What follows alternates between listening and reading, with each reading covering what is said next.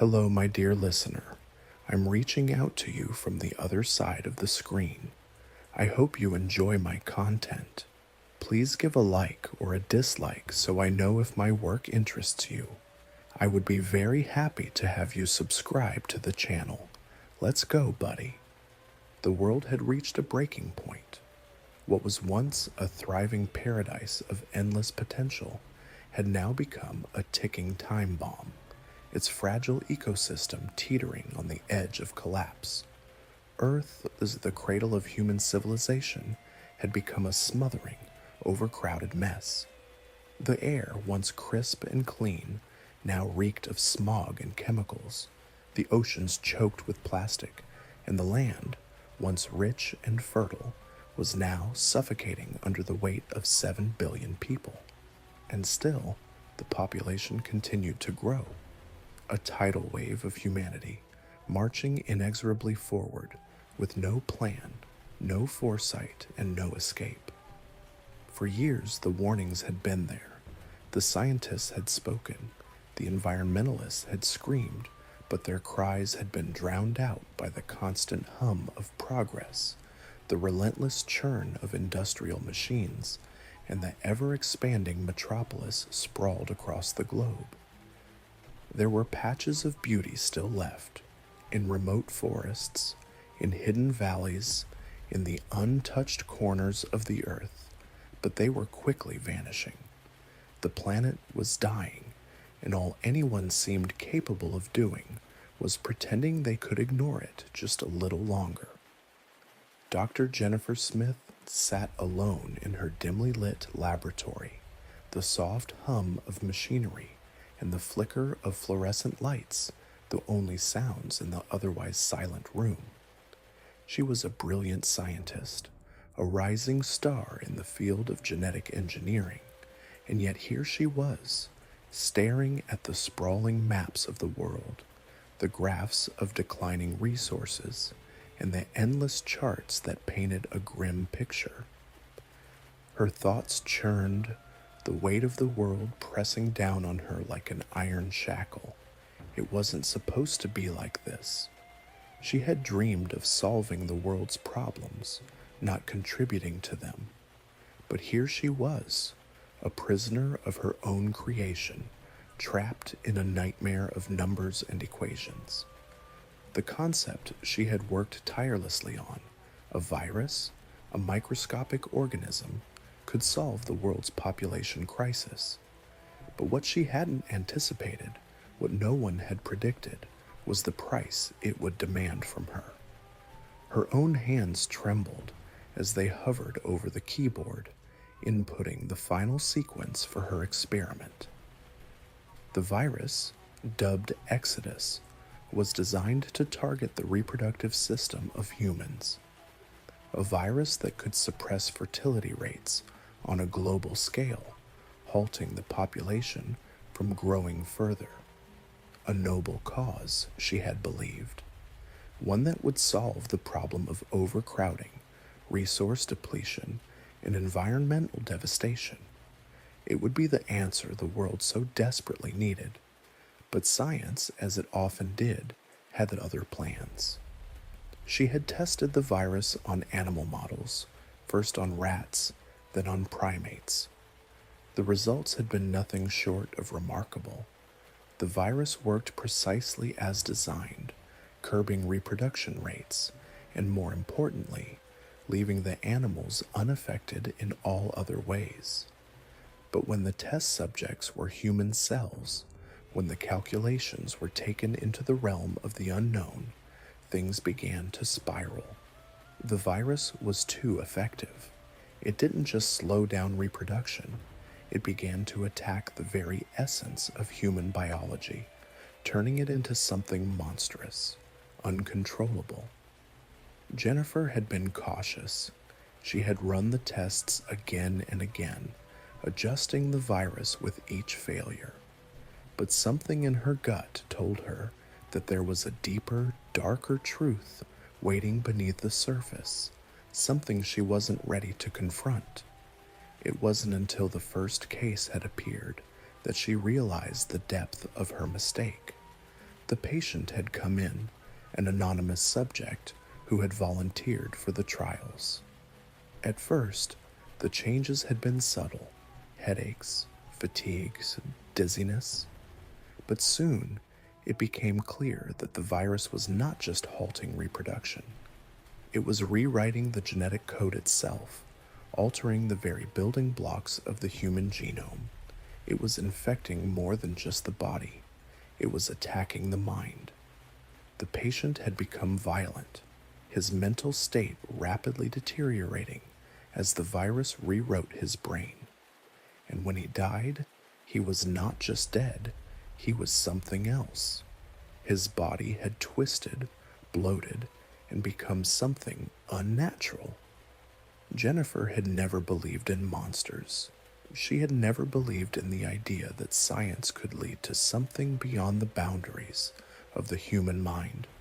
But she had seen it now with her own eyes, a living nightmare, the direct consequence of her actions. And it was only just beginning. In the days that followed, Jennifer's anxiety grew.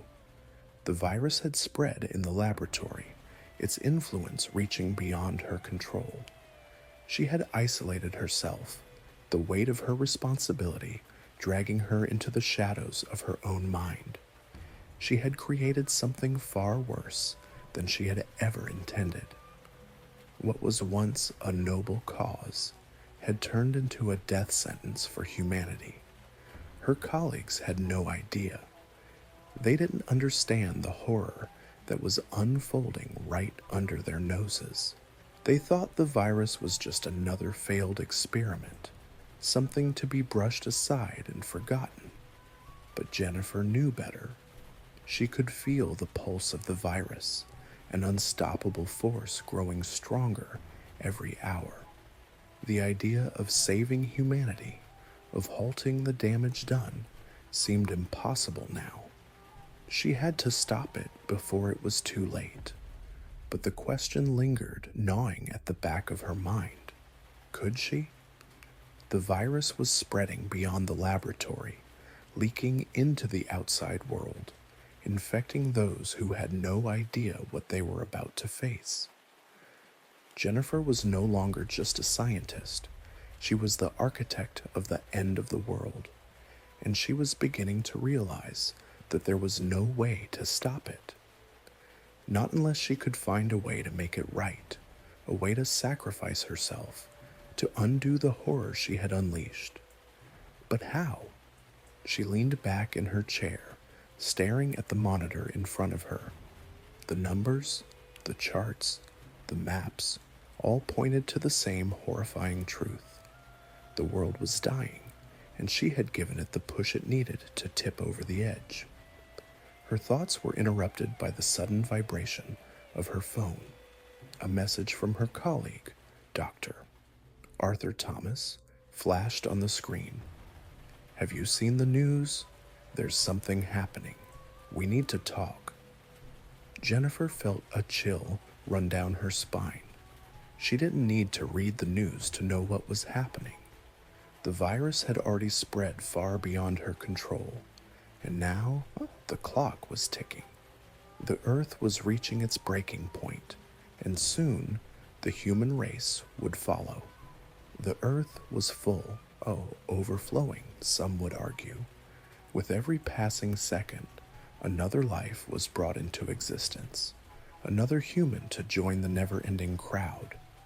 From space, the planet was a living organism, its surface consumed by cities, roads, and the ever-spreading expanse of humanity. A beautiful, vibrant sphere marred by the relentless march of progress, or perhaps more accurately, the compulsion to consume. Nature's harmony had long been replaced by the hum of industry and the roar of crowded streets. The lush jungles of the Amazon, the pristine deserts of the Sahara, they were now nothing more than distant memories. Jennifer sat in front of her computer, staring at the statistics scrolling across the screen, her eyes bleary from hours of monitoring. The numbers were damning. The global population had reached 7.8 billion, and experts projected it would exceed 9 billion by the middle of the century. That was the optimistic scenario. The pessimistic one, it didn't bear thinking about. The Earth's resources, its water, land, and air, were finite.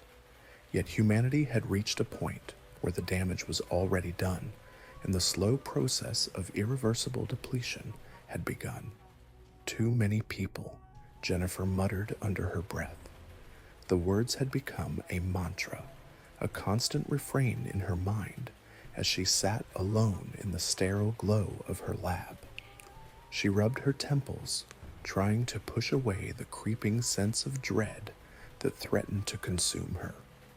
She had always been a scientist, a rational thinker who prided herself on her ability to solve problems. But as she stared at the endless graphs and reports detailing the collapse of ecosystems, the rising sea levels, the scarcity of clean water, and the growing food shortages, she couldn't help but wonder if the problem had outgrown any solution she could offer. The world was suffocating, and no one seemed to have an answer. As a child, Jennifer had dreamed of saving the world. She had studied biology, genetics, and environmental science with the belief that human ingenuity could overcome any challenge. But she had never anticipated the sheer scale of the issue. The laws of nature, she realized now, were much more unforgiving than the theories she had learned in school. Nature had its limits, and humanity had already overstepped them. She ran a hand through her hair, pushing it out of her face as the door to the lab opened. Dr. Arthur Thomas entered, his expression serious, his posture tense. He was one of her closest colleagues, but these days their interactions were strained. The weight of their shared knowledge hung between them like an invisible barrier. "You've seen the reports?" Arthur asked, his voice low as if reluctant to speak the words aloud. Jennifer nodded, her throat tight. "It's spreading faster than we expected. The virus, it's getting worse." Arthur looked at her with concern. "I thought we agreed to keep this contained, Jennifer.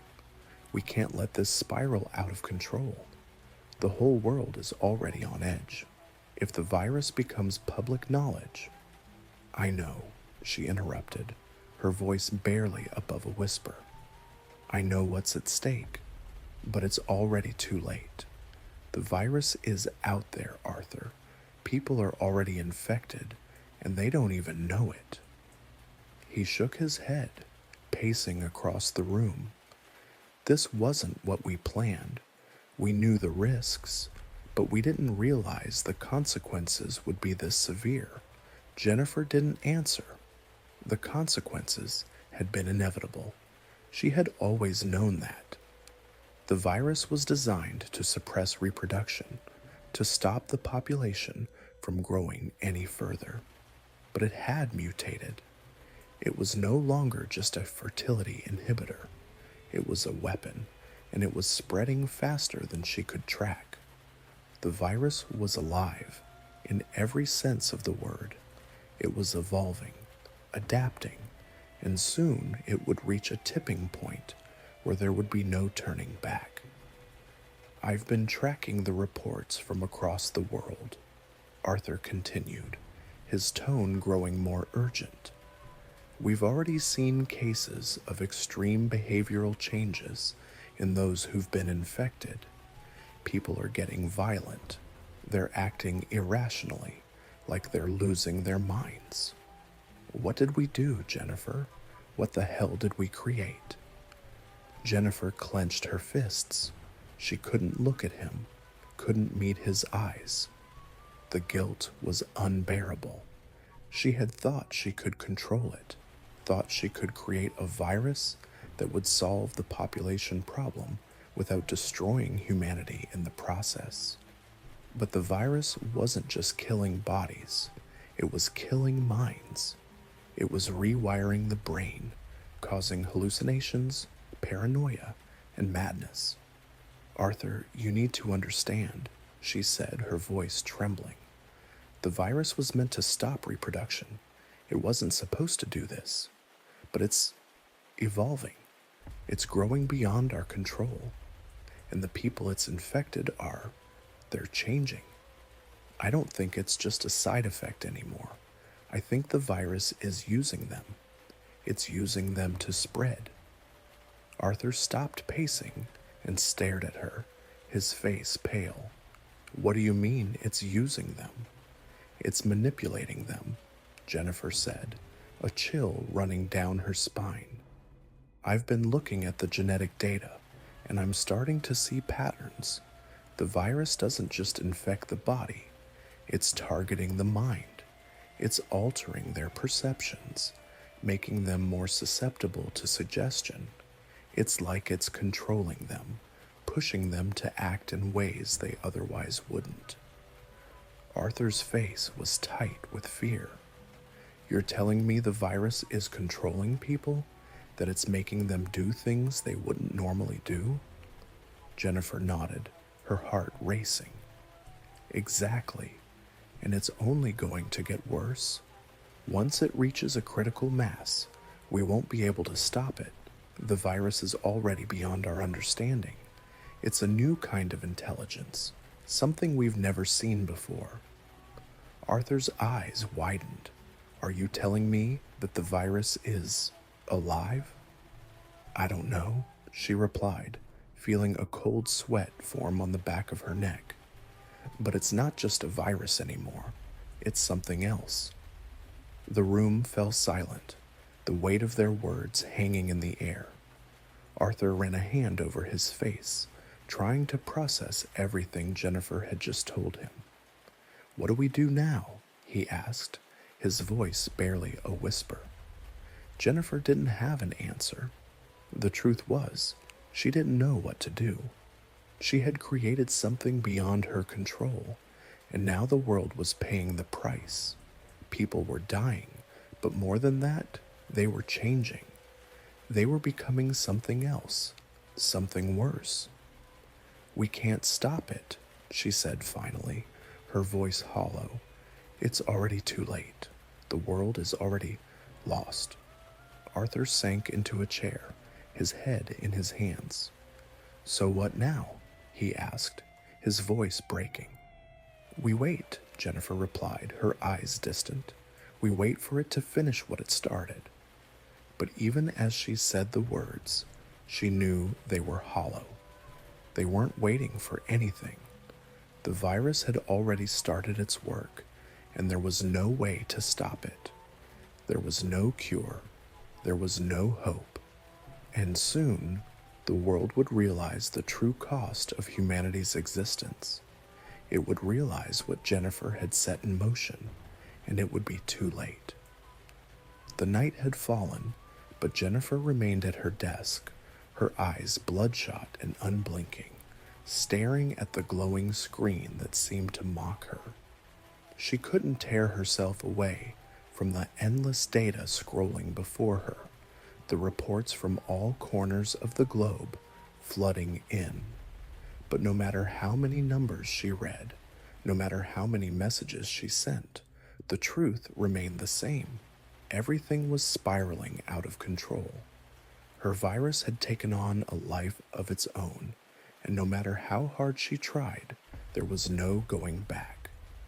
She leaned back in her chair, rubbing her eyes, the soft hum of the lab's ventilation system, the only sound in the otherwise empty room. Her fingers ached, and the weight of what she had done pressed heavily on her chest. She had once believed that her work, her creation, was a solution, a gift to the planet, a way to ensure that humanity would survive the mounting pressure of overpopulation.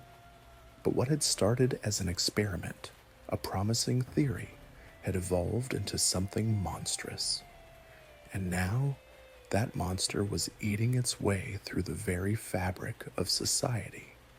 The initial tests had been so promising.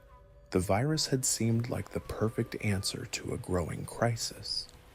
By targeting the reproductive systems of humans, it would slow the population's growth and, in time, reverse the damage done to the environment.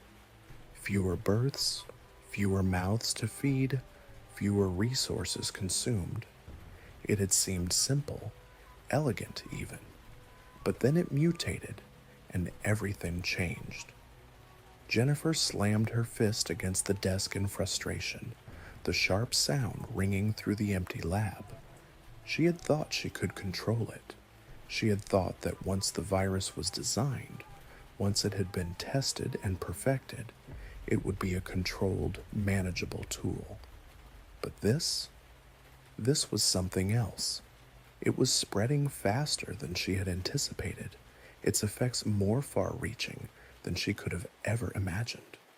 The virus, it seemed, had a mind of its own. At first, the symptoms had been subtle, just a few mild reactions, headaches, nausea, dizziness. But soon, the infected began exhibiting signs of extreme aggression. They lashed out at anyone who came too close, their behavior erratic and unpredictable. People were becoming violent, irrational, and increasingly paranoid. And the most horrifying part? It wasn't just affecting the body, it was taking control of the mind. Jennifer's fingers hovered over the keyboard, as if in a trance, as she scrolled through the reports from the research team. Her heart sank with every new entry. People were disappearing. Entire neighborhoods, entire cities had descended into chaos. Governments were scrambling to contain the virus, but it was already too late. There was no containment now. The virus had spread far beyond her lab, and the world was beginning to fracture under the pressure. Her mind flashed back to the initial testing phase. The first volunteers, the first humans to be infected with the virus, had been so hopeful. They had agreed to participate, believing that they were part of something bigger, something important. Jennifer had been so confident back then, so certain that the end result would be a better future for all of humanity. But now she was haunted by their faces, their hopeful eyes as they were injected with the virus. She had promised them that everything would be fine, that this was for the greater good. And now they were gone, consumed by the very thing she had created. Jennifer's breath caught in her throat as she remembered the first time she had seen one of the infected firsthand. The man had been a volunteer, a young man named Michael, who had volunteered to take part in the trial with a smile on his face. He was eager, determined to do his part in saving the world. But after the virus entered his system, something changed. His demeanor shifted. His eyes grew wild, his hands trembling. The doctors had monitored him closely, but it hadn't taken long for the transformation to begin. It started with minor symptoms, irritability, nausea. But as the hours passed, Michael's condition worsened. He became agitated, pacing around the room, muttering to himself. The other volunteers in the room had tried to calm him, but their voices only seemed to set him off more. His movements became erratic, his words incoherent until he lashed out. In an instant, the room descended into chaos. Jennifer had tried to step in, to talk to him, to reassure him, but the man she had known, the man who had once been calm and rational, was gone. In his place stood someone unrecognizable. He was no longer human, at least not in the way she had understood it. He had become a creature of pure instinct, driven by a need to destroy, to lash out at anything that moved. That was when Jennifer realized that this virus was not just about reducing the population. It wasn't just about controlling reproduction. It was something much darker, something more dangerous. It was a force of nature, an entity that sought to dominate, to consume. It was no longer about saving humanity. It was about survival, the virus's survival. And Jennifer had created it. The thought chilled her to the bone. She had never anticipated the virus would evolve in this way. She had never considered that it would become a weapon of mass destruction, not just physically, but psychologically. The virus was rewriting the very fabric of what it meant to be human, and once it was finished, there would be no turning back. Jennifer's eyes darted to the clock on the wall. Hours had passed, but it felt like days. Her mind was racing, and her hands were shaking as she tried to make sense of the data on her screen. But the numbers blurred together, the graphs no longer offering any semblance of hope. There was no solution here, no magic cure. There was only the terrifying reality of what she had done. She had played God, and now the world would pay the price. Her phone buzzed, pulling her from her thoughts. She glanced at the screen, seeing a message from Dr. Thomas. "We need to talk. It's spreading faster than we thought. People are starting to organize. They know something's wrong." Jennifer didn't respond immediately. Her mind was a whirl of panic and guilt. She knew what needed to be done. She knew that the virus was already too far out of control. There was no stopping it now.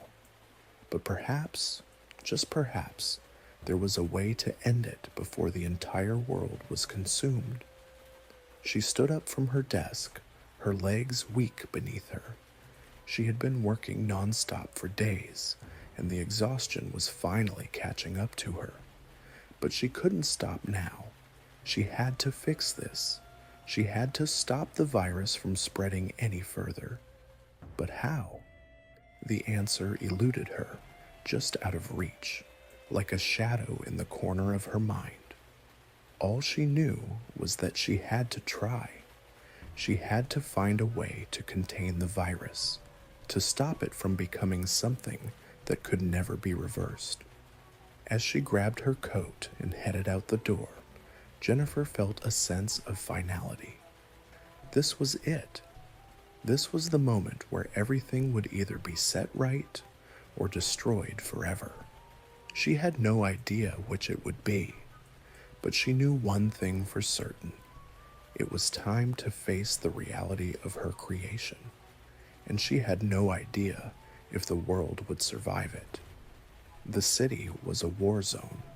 At least that's how Jennifer saw it as she drove through the streets, her hands trembling on the wheel, her eyes darting back and forth between the road and the chaos unfolding around her.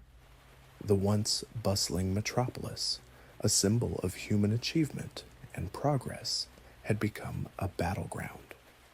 Skyscrapers that had once stood tall like proud monuments were now crumbling, their windows shattered by the chaos inside. People ran through the streets in a panicked frenzy, their faces twisted with fear and confusion, while the distant sound of sirens echoed through the air, a constant reminder of the violence that had erupted everywhere. Jennifer had never imagined that it would come to this.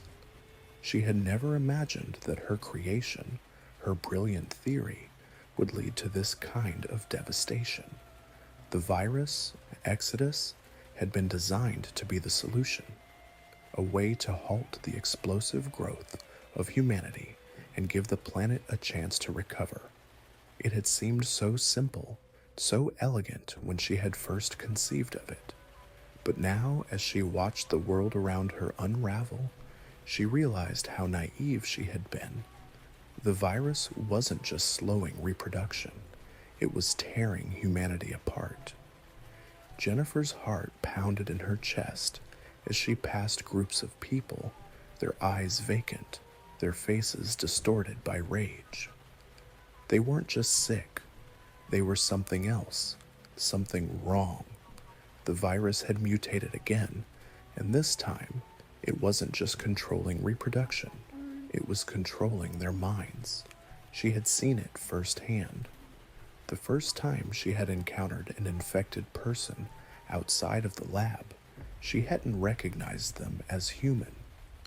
The man had been standing in the middle of the street, his eyes glazed over, his skin pale and slick with sweat. He had stumbled toward her car, his hands reaching out as if in some kind of trance. Jennifer had stopped the car, too frightened to do anything else.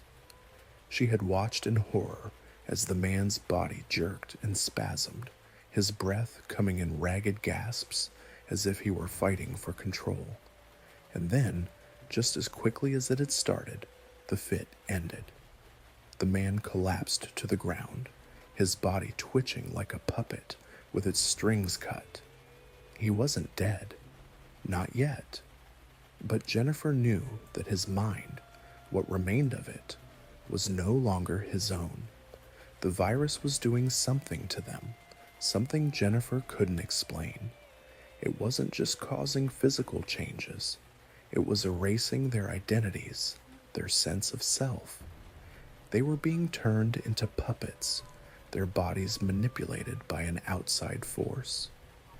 Jennifer had seen the news reports, people becoming violent, attacking each other without reason, tearing apart their own communities, their own families. It was as if they were being driven by an instinct they couldn't control, an instinct fueled by the virus that Jennifer had created. She had thought she could control it, that she could stop the virus from doing more harm than good. But she hadn't accounted for this, the virus becoming something beyond her understanding. It wasn't just a tool for population control anymore. It was a weapon, a virus that was learning, adapting, evolving. And now, it was using people as its instruments, turning them into mindless agents of destruction. Jennifer slammed her fist against the steering wheel, frustration and guilt building inside her like a storm. She had created this. She had created this monster, and now it was spreading like wildfire. There was no stopping it, no way to contain it. Every attempt she had made to counteract the virus had failed, and now the world was suffering because of her arrogance, because of her belief that she could play God and fix the world's problems. As the car navigated through the streets, Jennifer's mind flashed back to the conversations she had had with Arthur in the lab, the endless debates about the ethics of her work. He had tried to warn her. He had told her that she was playing with fire, that she couldn't predict the long-term consequences of such a powerful virus. But she had been too focused on the short-term solution to listen. She had been so sure that she was saving humanity, that she was offering the world a way out of its suffering. But now, the suffering was only beginning. Jennifer's phone buzzed in her pocket, interrupting her thoughts. She quickly grabbed it, her heart racing. It was a message from Arthur. The government's been trying to contain it. Martial law is in effect, but it's too late. The virus has already spread too far. People are turning. We need to stop it before it's completely out of control. Meet me at the lab. We have to figure out how to fix this. Her fingers shook as she typed a response. Arthur, I don't know if there's a way to fix this. It's already too late. People are already. She couldn't finish the sentence. She didn't want to think about what had happened to the infected, what they were becoming. It was too horrific, too incomprehensible to even grasp. But she had to face it. She had to face what she had done, and she had to try to stop it. As the car made its way closer to the lab, Jennifer felt a sinking sensation in her chest. She knew that time was running out. Every minute that passed was another minute in which the virus spread farther, faster, infecting more people. The world was descending into chaos, and Jennifer was at the center of it all. She had been the one to create the virus. She had been the one to unleash this horror on the world. And now it was up to her to end it. But how? She didn't know. The lab door creaked open as she stepped inside. Arthur was standing there, his face grim.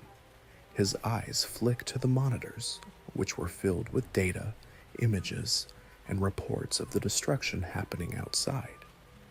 Jennifer didn't need to look at them to know what they said. She had seen the news. She had heard the screams. "It's worse than we thought," Arthur said, his voice thick with dread.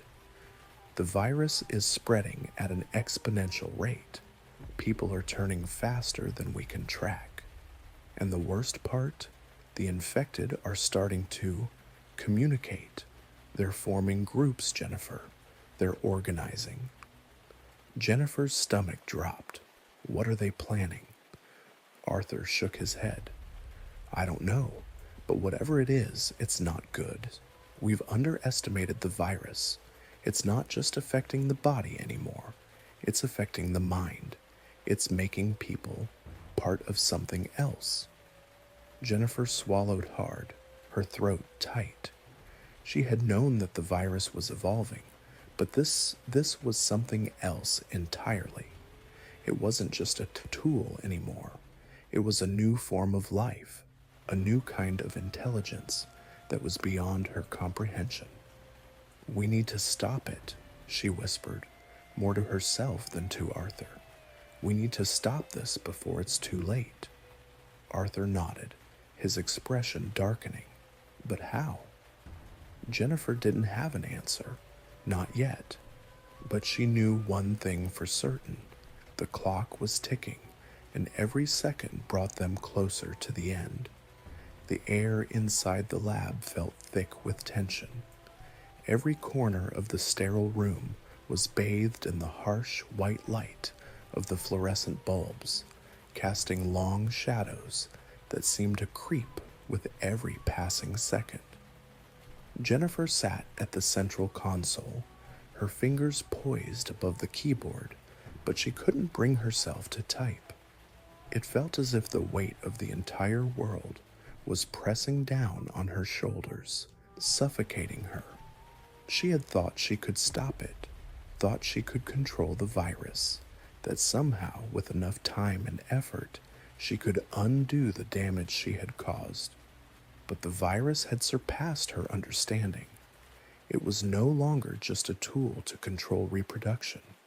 It was a force of nature, evolving, adapting, and it was spreading faster than anyone had anticipated.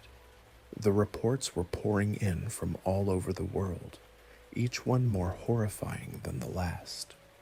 Entire cities were in chaos.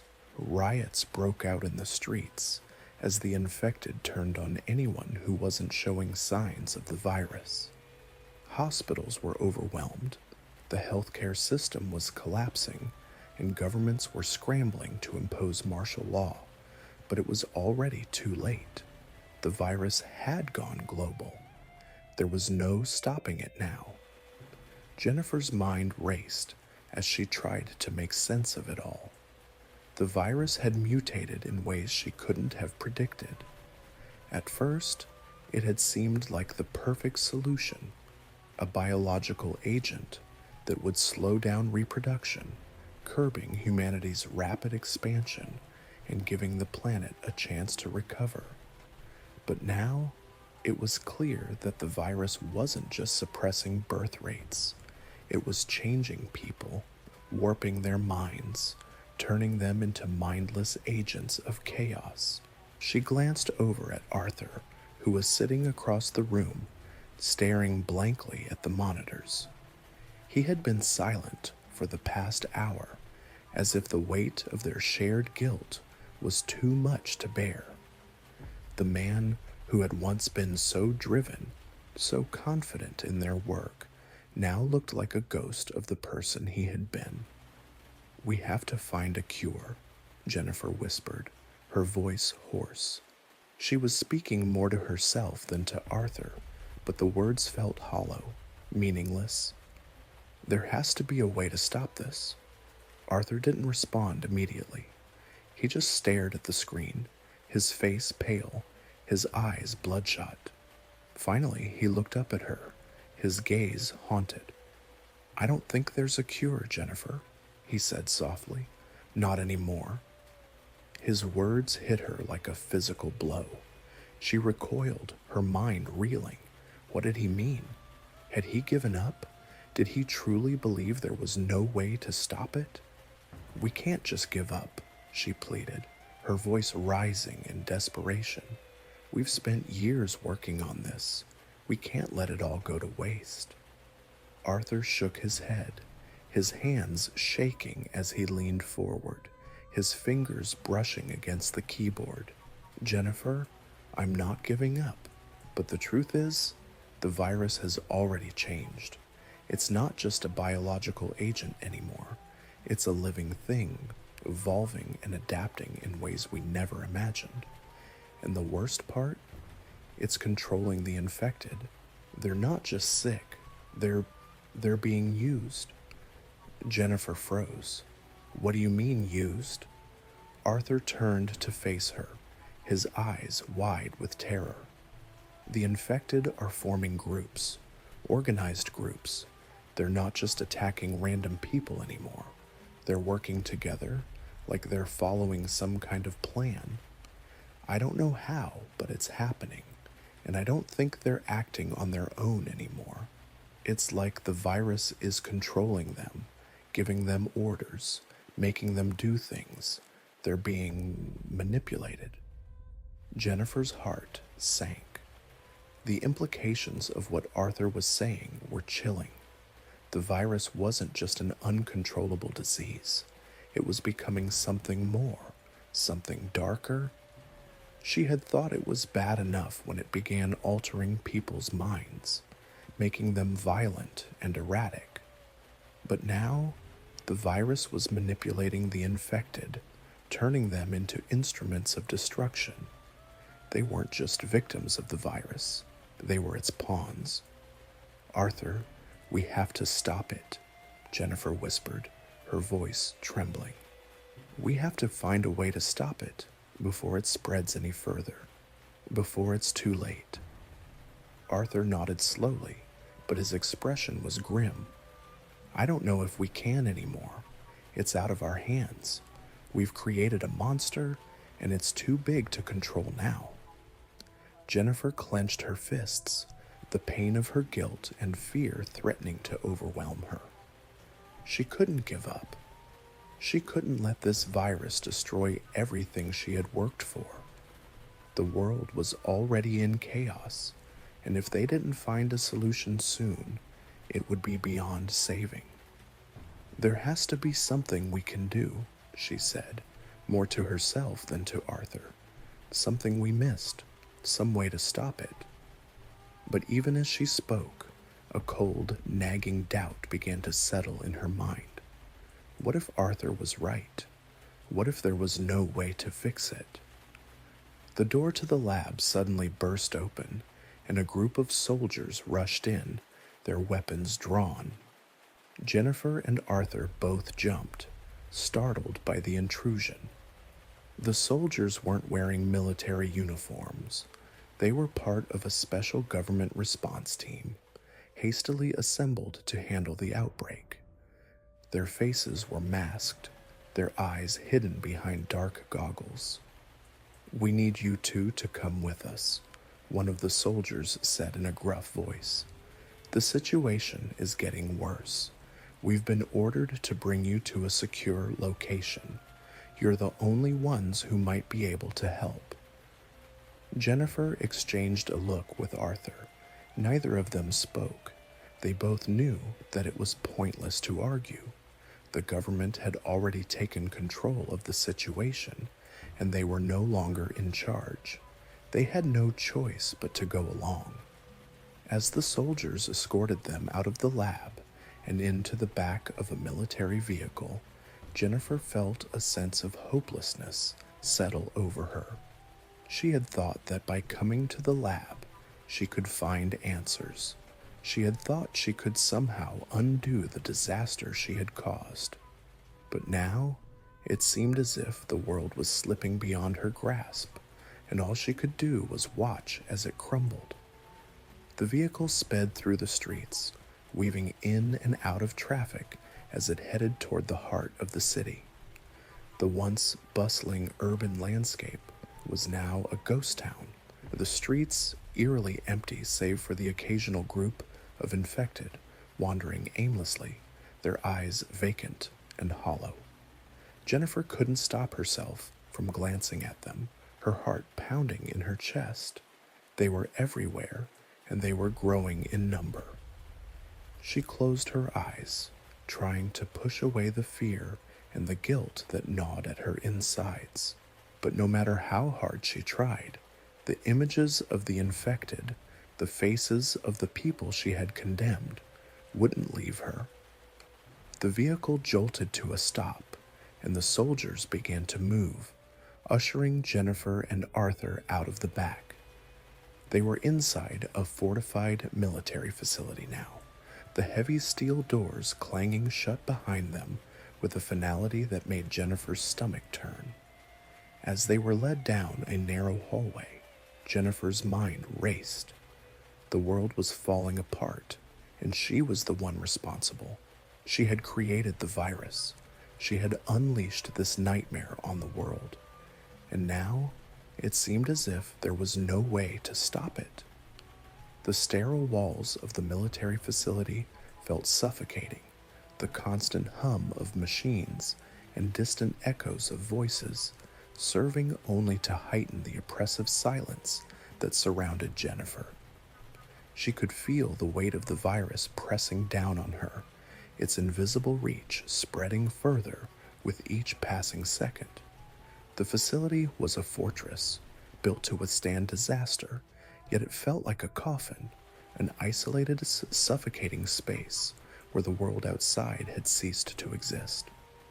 Jennifer sat in a small, dimly lit room, the hard chair digging into her back as she stared at the table before her. The reports, the data, the endless graphs filled with alarming statistics, they all blurred together into an incomprehensible mess.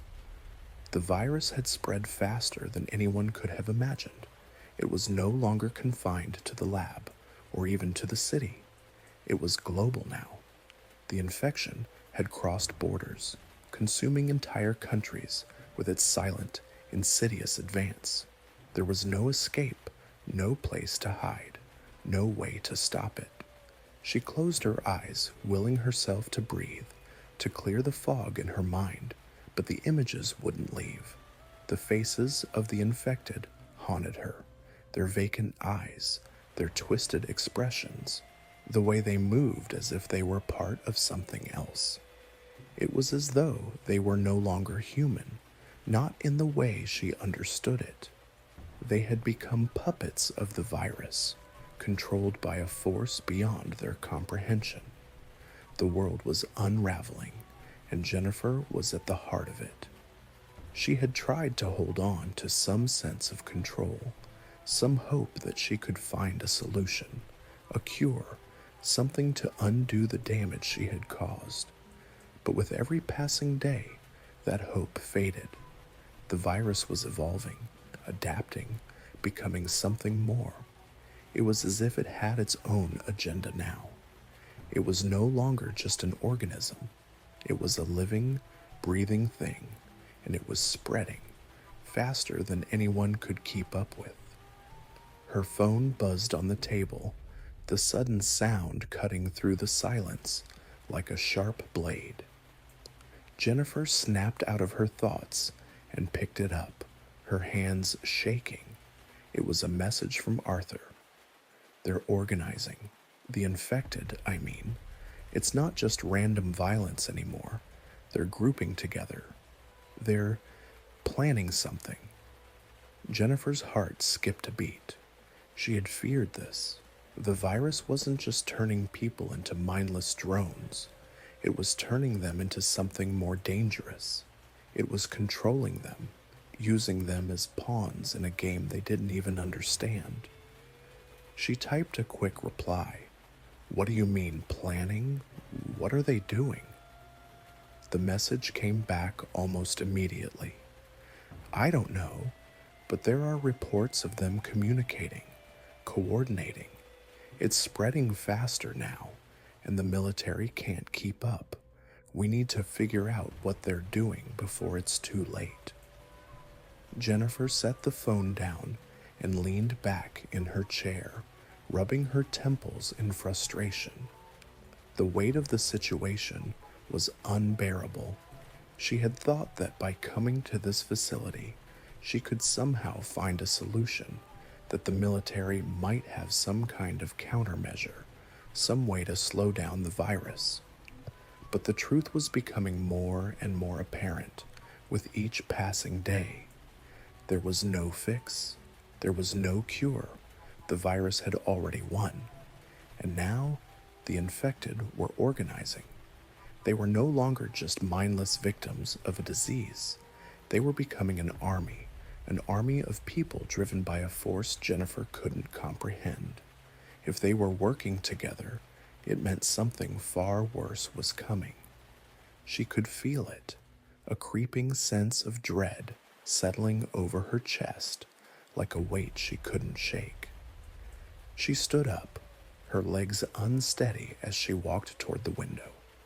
She looked out at the bleak landscape beyond, the gray skies reflecting the bleakness inside her.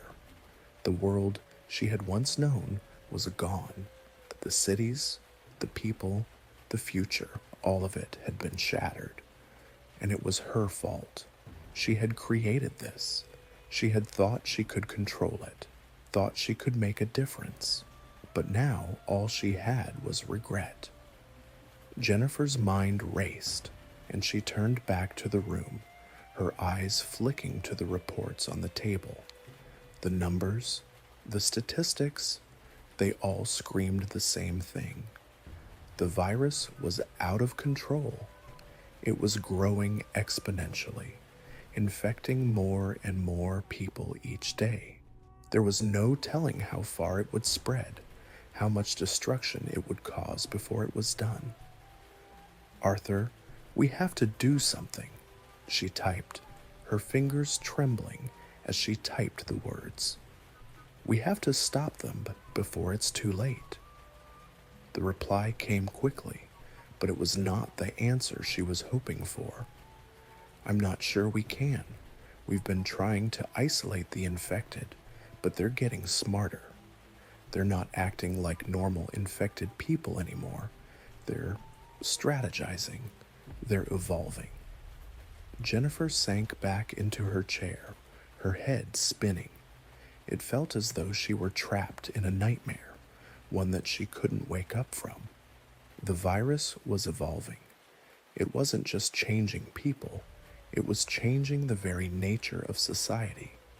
The infected were no longer isolated individuals. They were a collective, a force that could move and act as one. They were becoming an army, and soon they would be unstoppable. She stared at the screen for a long time, the harsh light from the monitor illuminating her pale face. Her mind flashed back to the first test, when everything had seemed so promising. The virus had worked just as they had intended. It had suppressed reproduction, curbed population growth. But now it was far beyond anything she had expected. It wasn't just controlling the population, it was destroying it. She felt her breath quicken, the walls of the room seeming to close in around her. She couldn't breathe. She had to get out of here. She had to do something. The door to the room opened suddenly, and Jennifer jerked her head up, her heart racing. A soldier stood in the doorway, his face masked, his eyes cold. Dr. Smith, he said curtly, They need you in the command center. We've got new information. It's bad. Jennifer stood up quickly, her legs shaking beneath her. She nodded, her mind racing with questions, but the soldier didn't wait for her response. He turned and walked down the hallway, his boots echoing in the empty space. As Jennifer followed him, her thoughts were a blur. What could be worse than what she had already seen? What more could the virus do? But deep down, she already knew the answer. It wasn't just a virus anymore. It was a plague that was slowly, methodically, destroying everything in its path. And she had created it.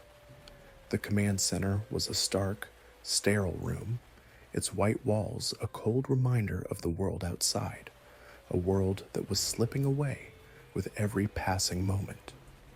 The hum of computers and the rapid clicking of keyboards filled the air as soldiers and analysts worked frantically, their eyes glued to screens, their faces drawn with exhaustion. The quiet panic in the room was palpable, the weight of the world pressing on every soul within it. Jennifer stood at the back of the room, her heart racing as she took in the chaotic scene. The facility was a last-ditch effort by the military to contain the virus, but it was clear that even here, in the supposed safety of its walls, there was no true protection. The virus had already spread far beyond their control, and every report that came through made it clear the end was not just near, it was here. Her gaze fell to the screens in front of her. The data, the figures, the statistics, they no longer held meaning. They were just numbers, but the people they represented were real. The soldiers, the families, the cities that had fallen to the infection. She had created this. She had brought the virus into the world with the misguided hope that it would save humanity. And now, the world was drowning in the wake of that decision. She had hoped that coming to the command center would give her some clarity, that perhaps here, surrounded by experts and military personnel, there would be a solution. But instead, all she found was more uncertainty, more fear. A voice broke through her thoughts, pulling her back to the present. It was Arthur, standing near one of the terminals, his face pale and grim. He had been working tirelessly alongside the military scientists, but Jennifer could see the toll it was taking on him. The same toll it was taking on her. The weight of what they had unleashed was too much for anyone to bear, and it was clear that Arthur was beginning to crack. "Jennifer," he said, his voice hoarse, "you need to see this."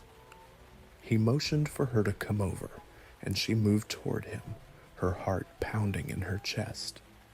As she reached his side, he turned the screen toward her. What she saw made her blood run cold. A live feed showed a group of the infected gathered together in a city square. They were standing still, as if waiting for something, their movements eerily synchronized. Jennifer could see the vacant looks in their eyes, but there was something else, something far more terrifying. They weren't just standing idly by, they were listening. There was a presence among them, something that commanded their attention. "They're forming a sort of hierarchy," Arthur said, his voice trembling.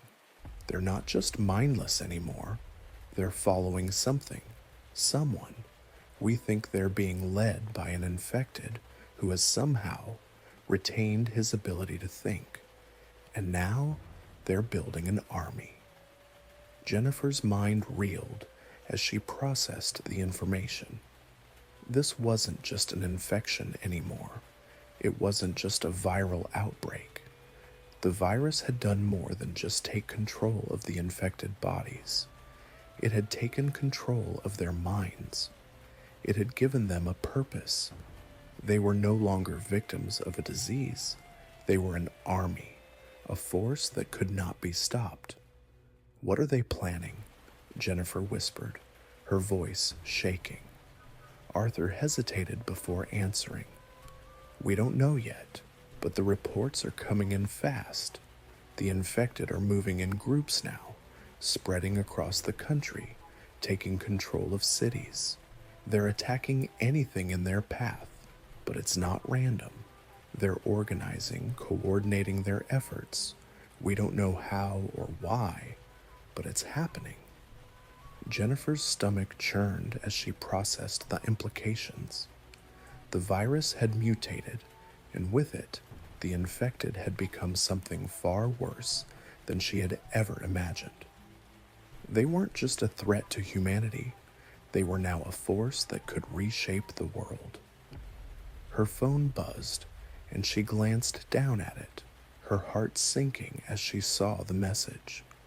It was from the military command. "We need you at the front lines. The infection is spreading faster than expected. The infected are taking control of key locations. It's no longer about survival, it's about regaining control." Jennifer felt the weight of the words press down on her chest.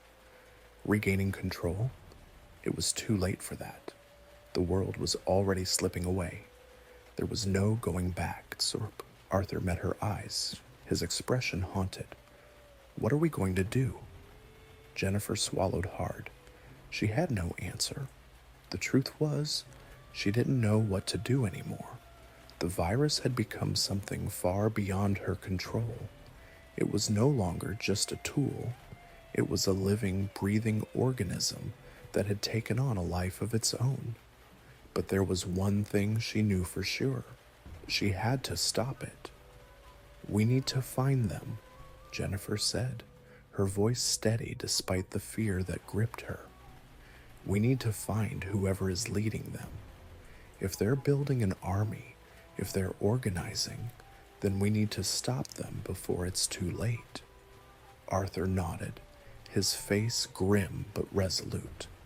"I'll get the team ready, but we're not going to find them easily. They're moving quickly, and they're everywhere." Jennifer turned away, her mind racing with the possibilities. She had created this monster, and now it was up to her to stop it. But how? How could she possibly stop something that had grown so powerful, so far beyond anything she had ever anticipated? The door to the command center opened, and several military officers entered. They were here for the same reason they had been called to the facility in the first place, to fight back against the infected. But Jennifer knew deep down that this battle was already lost. There was no stopping the virus. There was no way to reverse the damage. As the officers began preparing for their mission, Jennifer felt a sudden wave of dread wash over her. She could see the fear in their eyes. They knew, just as she did, that this was a fight they couldn't win. The world was descending into darkness, and there was no way out. The soldiers filed out of the room, preparing to leave for the front lines, but Jennifer couldn't bring herself to move. She stood there, frozen, watching as the last vestiges of hope slipped away, replaced by the cold, harsh reality of what she had done. The world was falling apart, and she had no one to blame but herself. The virus was not just a disease anymore. It was a new world order, and Jennifer had been the one to create it. Jennifer stood at the edge of the facility, staring out at the chaos unfolding in the distance. The once pristine landscape had transformed into a war zone. Smoke rose from the distant city, black plumes twisting into the sky as fires burned unchecked.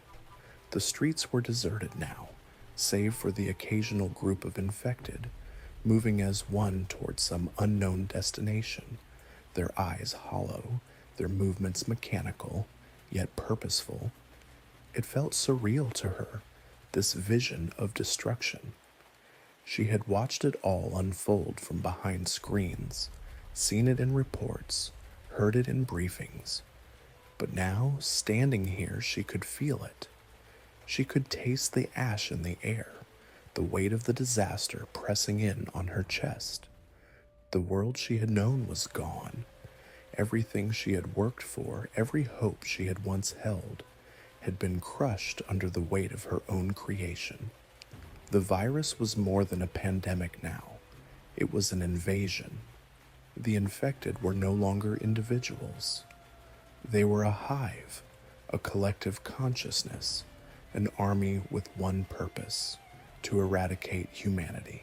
The virus had adapted, evolving into something far beyond anything Jennifer had imagined when she first conceived it.